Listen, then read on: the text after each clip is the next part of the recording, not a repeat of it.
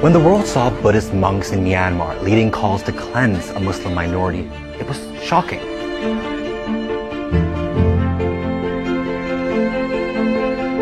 Monks are supposed to, or at least portrayed to, preach peace, for the elimination of greed and hatred, to become enlightened and reach nirvana. So how did some end up becoming the face of a genocide?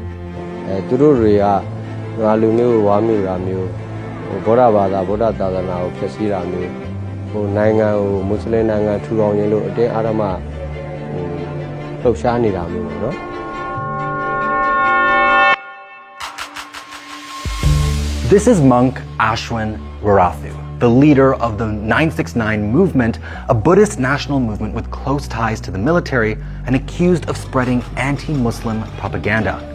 The numbers stand for the virtues of the Buddha. He claims Buddhism faces an existential threat from Rohingya Muslims. But this hatred did not appear out of thin air. To understand why people believed his extreme ideas, we have to look at how a colonial business decision 150 years ago created an identity trap. In the 1800s, the British Empire treated Myanmar, when it was still called Burma, not like a sovereign nation, but a corporate farm. In the Arakan region, they saw that the Western region wasn't producing enough profit. Their solution? Mass immigration. They moved millions of Muslim laborers from Bengal to work the rice fields. Then the British did something even more damaging. They sorted people. In a 1931 colonial census, British bureaucrats labeled all Muslim families as migrants, no matter how long they had lived there. Despite millions having already lived in the region for generations, on paper, all of them became outsiders. The British used these migrants to fill clerical and tax-collecting jobs, so colonial power did not look distant. For many Buddhist villagers, suddenly the face of colonial oppression wasn't a Brit in London. It was the Muslim neighbor at a doorstep, the convenient scapegoat. By World War II, this resentment turned into a front line. Muslims fought with the British and Buddhists with the Japanese. And when the British left in 1948, they left behind a country hardwired for civil war.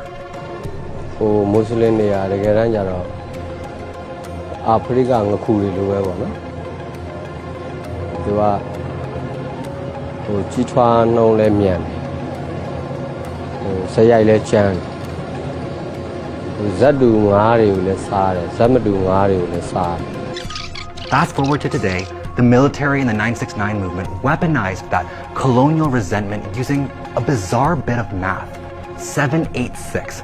This is a geometrical value of the Islamic phrase Bismillah ar-Rahman ar-Rahim, meaning in the name of God, the most gracious, the most merciful. In the Islamic abjad or gematria tradition, every Arabic letter is assigned a numerical value.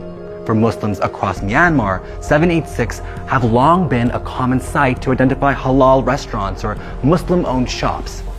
But extremists turned it into a conspiracy that Muslims have a secret plan to take over the country in the 21st century since 7 plus 8 plus 6 equals 21.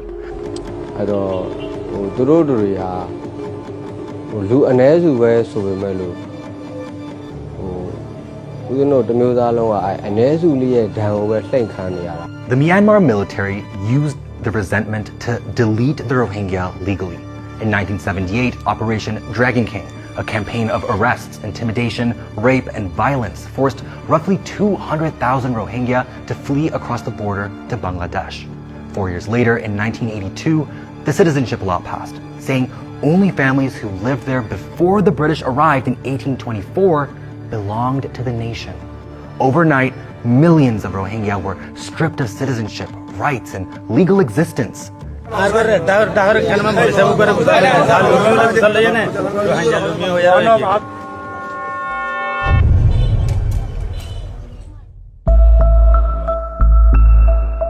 the 2010s, something new was added: propaganda. Extremist monks began traveling the country warning that Muslims were an existential threat to Buddhism itself. They used sermons, street protests, and Facebook posts to spread fear. We know that the ultra-nationalist Buddhists have their own Facebooks and really inciting a lot of violence and a lot of hatred against the Rohingya or other ethnic minorities. What followed was one of the most brutal campaigns in Myanmar's history.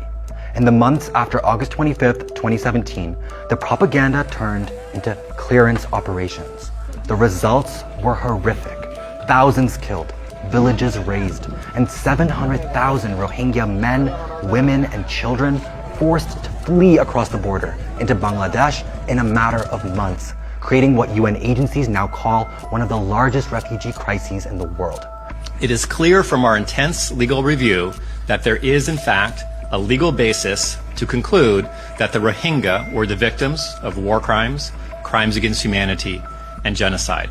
Independent investigations and surveys estimated that thousands of Rohingya were killed during that period, including whole families and children, and villages across northern Rakhine were systematically burned and razed. The UN and human rights bodies have described the campaign as a textbook example of ethnic cleansing and genocide, and much of the international community now cites the scale of killing, rape, and forced displacement as evidence of systematic state-led violence against the Rohingya. Today, nearly 1 million Rohingya live in and around Cox's Bazar, the largest refugee settlement on earth. Most cannot return, they have no citizenship, no homeland, and no legal status beyond the camps. They are living the daily consequences of a colonial ledger in rows of shelters built on land they never chose, under a system that the Brits first labeled them outsiders more than a century ago.